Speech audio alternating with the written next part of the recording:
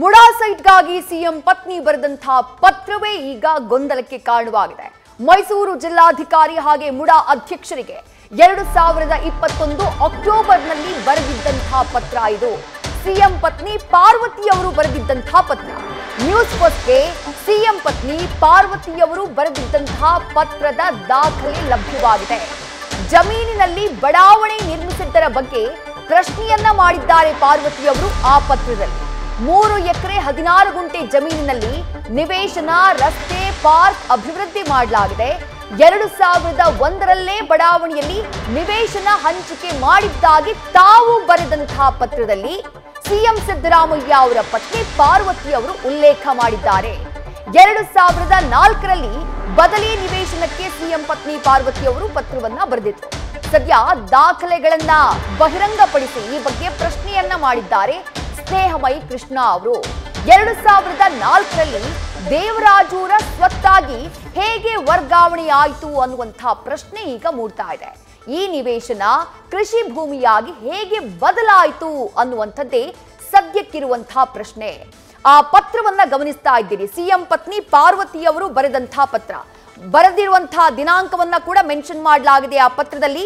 October 2021. ನನಗೆ ಬದಲೇ ನಿವೇಶನವನ್ನ ಇನ್ನೂ ಕೂಡ ಕೊಡ್ಲಿಲ್ಲ ಅಂತ ಹೇಳಿ ಮೈಸೂರು ಜಿಲ್ಲಾಧಿಕಾರಿಗಳಿಗೆ ಹಾಗೆ ಮುಡಾ ಅಧ್ಯಕ್ಷರಿಗೆ ಪತ್ರವನ್ನ ಬರೀತಾರೆ ಮುಖ್ಯಮಂತ್ರಿಗಳ ಪತ್ನಿಯಾಗಿರುವಂತಹ ಪಾರ್ವತಿ ಅವರು.